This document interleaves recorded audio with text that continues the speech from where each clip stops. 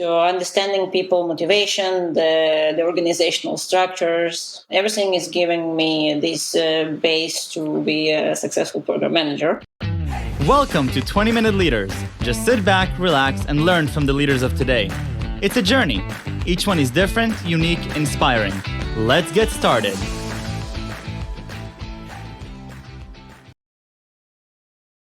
This episode is powered by EvRiVenture, a community-driven VC fund in Silicon Valley in partnership with Leumi Tech and sponsored by Hippo Insurance, Turing, Upwest Labs, and Hillel at Stanford. This one is all about community.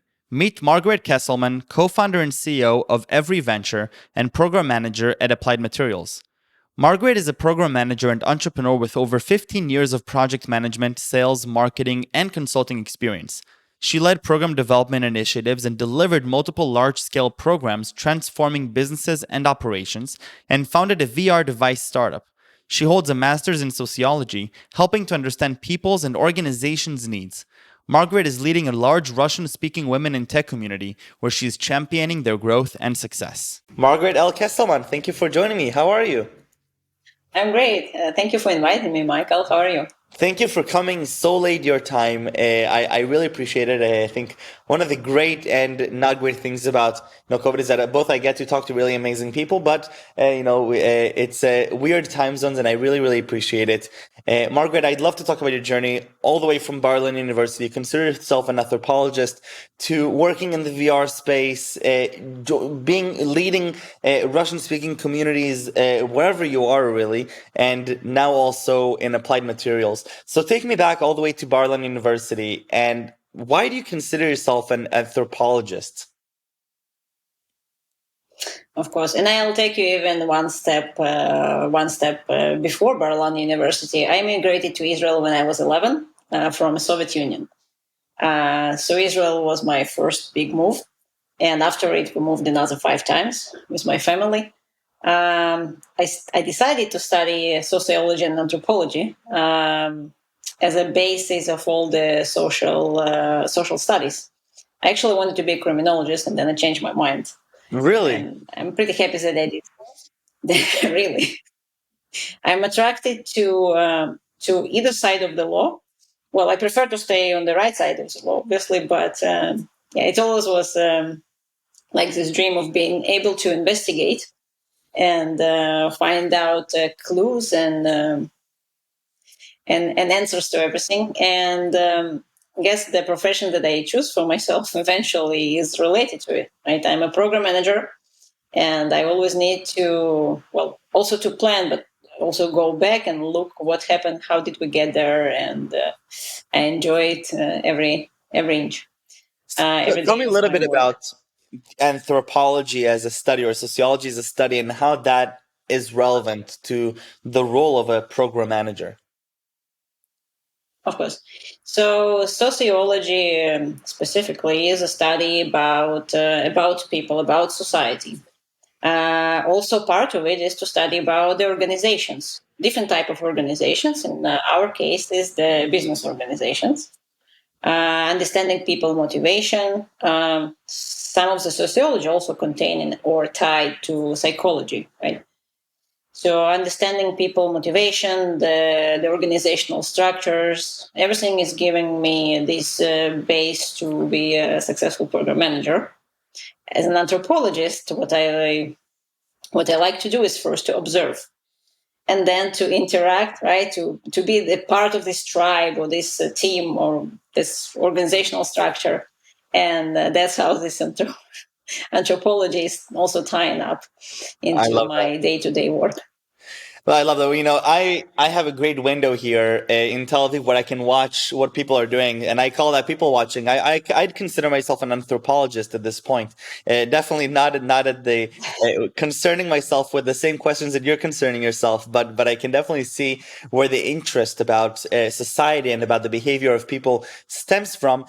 Now, a little bit more about your move, your immigration from the Soviet Union to Israel. You get assimilated into the environment, you continue moving. Can you share with me a little bit about that history? Because I think that is something pretty unique that not a lot of my friends perhaps know about, but it is a very big part of who we are in Israel.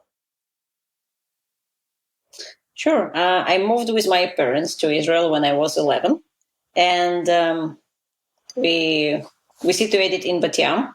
And a year into staying there with my parents, I decided that I want something different, and I wanted to go to boarding school. Don't ask me why. I don't remember the exact reasons. I guess because of this passion to study criminology when I grow up, ride a horse or be in the police force. So I Wow. started to look for a program, and I was accepted. I was accepted to Kibbutz Be'eri, where I stayed for 5 years and graduated high school. Wow. That is so I learned cool. how to drive a tractor, many interesting things. Wait, I have to hear more. Um, So you're in Kibbutz Be'erit, you learn to drive a tractor. What what I went to what, Kibbutz what Be'eri. experience My there? parents are far away. Yes, in Bat Yam.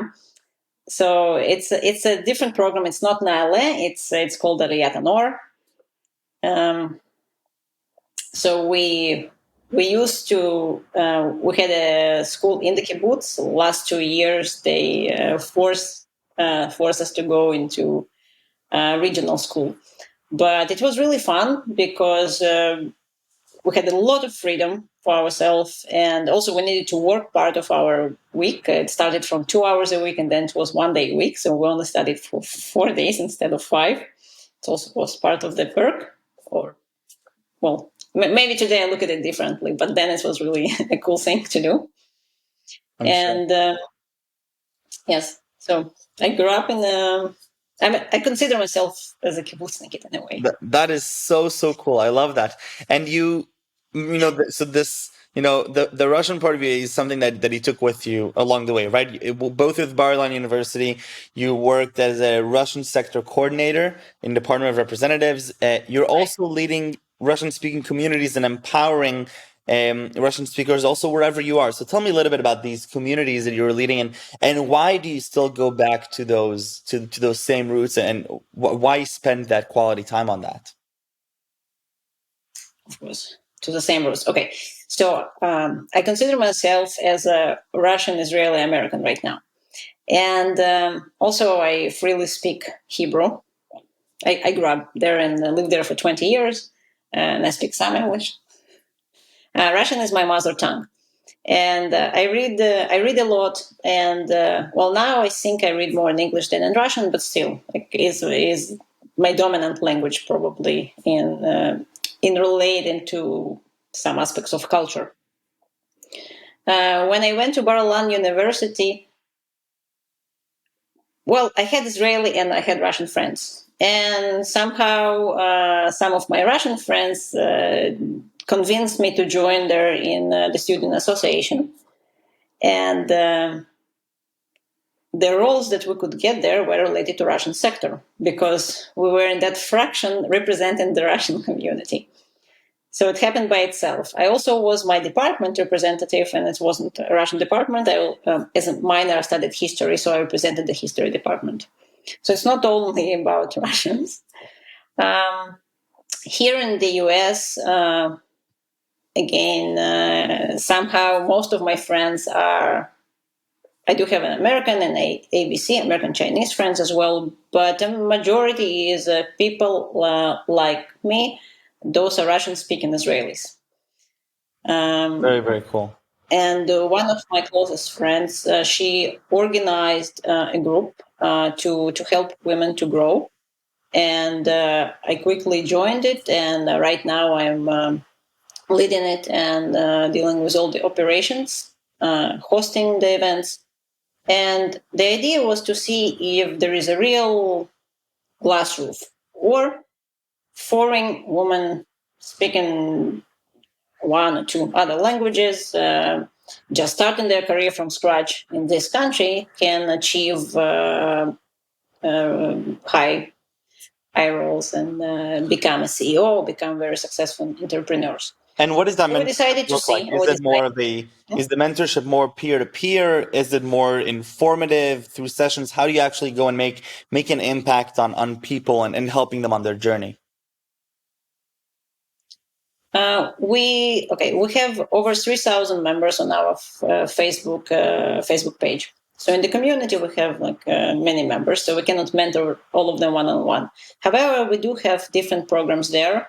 We did hold several mentorship sessions. We do have workshops once in a while, and those can be different type of workshops. Some of them related to resume and to interview. Some of them were specific for a field, like a QA workshop or a digital marketing workshop.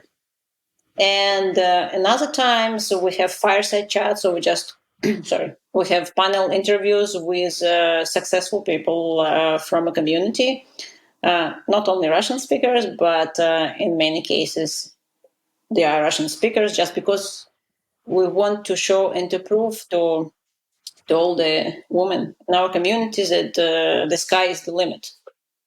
And Right. we also have a LinkedIn group where the members can ask for referrals. They can post their questions, and many other girls would answer it and try to promote each other, to cheer each other, I love that. and And so and to show useful resources. amazing. And Margaret, so along with leading these communities and working as a program manager, you're also deeply involved with virtual reality and phone interaction. And finally, you've been working on this for something over 3 years.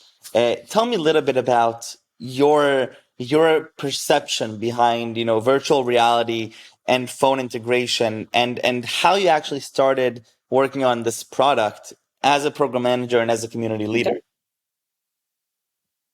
Okay. So I didn't realize first that it was already 3 years since I'm doing that. So I founded a startup with one of my previous coworkers. We used to work together 10 years ago in Zoran. And so the phone applications and the virtual reality hardware that we're doing are not connected. So it's two different products. For the phone application, it's there are two gesture apps. One of them has a US patent. The other one is in the process. And then for the VR, what we are developing is a VR headband that is elevating and helping with motion sickness in VR games. And I want to take it beyond VR. I also want to use it in automotive industry to treat the passenger syndrome, especially in self-driving cars. How did I get there? The idea was of my technical partner. And for me, it was just another exciting opportunity that I couldn't pass by. So we created a startup. We showed our product in a couple of conferences. I did a pilot on about 100 people, and it's proven to be working and elevating those motion sickness symptoms. So we decided to take it to the next step. We cooperated with, we have a third partner right now. He's in Austin. And, right. How do you We actually also, get to create, VR against motion sickness? Your journey, if I would look back on your journey, if I had to guess what type of thing you would be working on, it wouldn't be VR and motion sickness. It doesn't seem too much aligned with the rest of your journey. And I love understanding these nonlinear career pathways. So tell me a little bit about your journey with this company and how that perhaps complements the other things that you're doing. okay. Maybe I'll start with how it complements what I'm doing. I'm well, I don't want to say restless, but I'm a very energetic person, and I like to try different things. I do have a day job. Now it's in applied materials, but before I was in a different sector. I was working for NVIDIA, it's a genetic sequencing company. But I live in the Silicon Valley, and except for volunteering and leading a group of women, I also needed to try that and have my own startup. And I used to wear many hats in my previous roles, so startup was just another way of expressing myself. And while my partner is the technical genius and working on the product itself, also he let me sometimes to put my hands on it. But I took all the other roles, and I was driving the marketing. I was growing our network, putting us onto the conferences, um, doing the market estimation, budget, hiring several contractors in.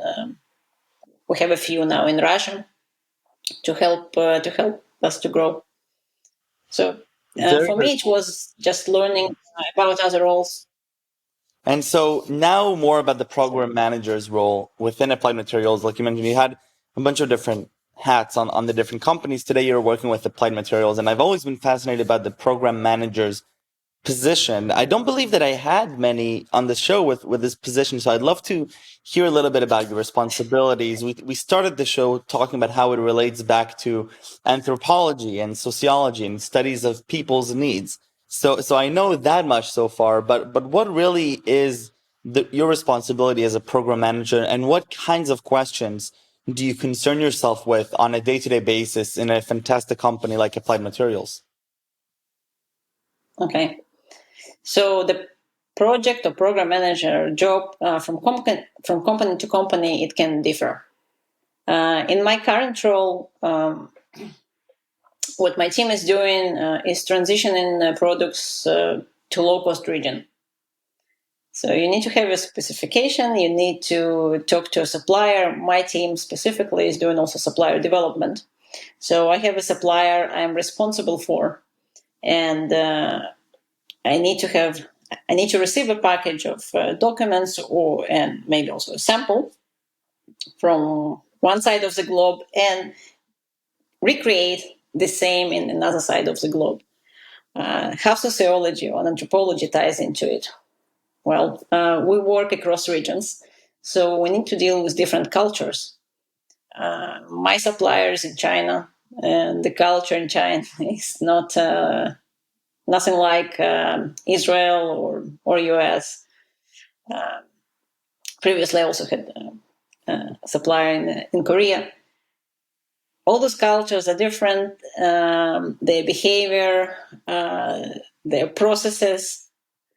So here is my anthropological or maybe sociology background coming in and make me to sit there to learn to talk to people that are locally in those regions to understand how they operate, and then try to either change their mindsets or at least to adjust our processes to those mindsets. Um,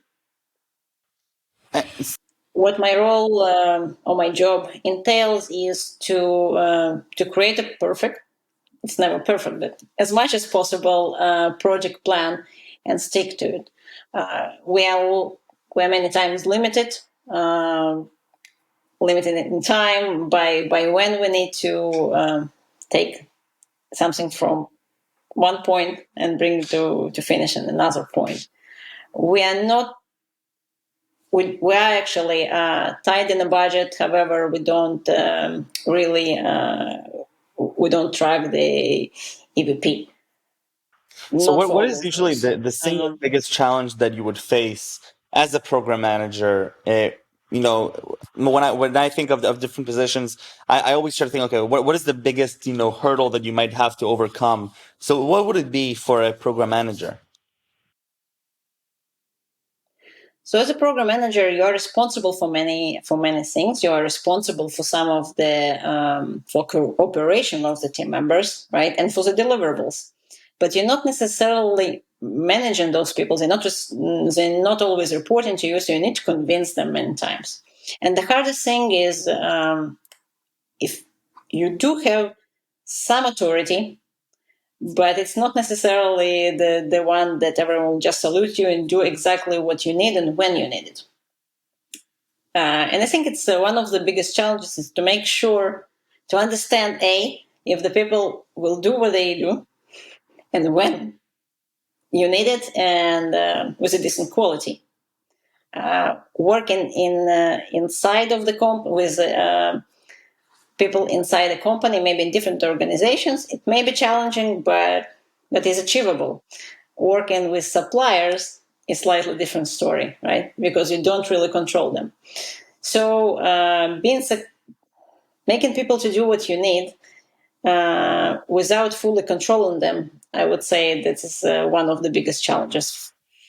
That makes a lot of sense. And Margaret, what do you enjoy most about what you're doing? So if you had to think about what really gets you going, and you're saying you're relentless, you're saying you're so energetic, and you're so passionate about whatever you're doing. What really gets you excited? What is sort of this greatest common factor amongst all these things?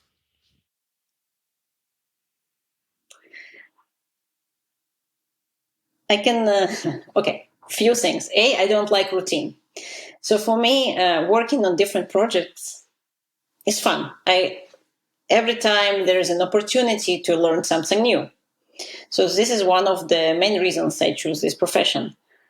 And the other thing is maybe it's somehow related to it. And maybe it's not a good thing to say as a program manager, but I do like to put off fires.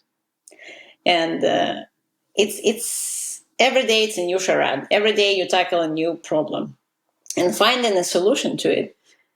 It makes you feel alive and to make you feel contributing. Also, as a good program manager, I must say that you need to plan the project in a way that the fires will never happen. But I think it's idealistic. So I never worked on a project when everything was great. That makes a lot of sense. Margaret, thank you for coming and sharing with me your journey. We were both at J Ventures, and I'm very thankful that for that community, that for helping people like you and me meet. So thank you very much for spending your time here. Before we leave, I have to ask you the most important question, which is 3 words that you would use to describe yourself. Learn, dare, and explore. I love that. Margaret, thank you very, very much. Thank you again for joining me so late in California. I really appreciate it. Thank you for making a positive impact around you, wherever you are. And I love the integration between your roots and what you're doing today, and your perception of routine and relentlessness and putting out fires and getting excited by putting on these different hats and getting excited by the unknown and this exploration. So thank you very, very much, and stay safe and stay healthy. Thank you for hosting, Michael, and have a good day in Israel.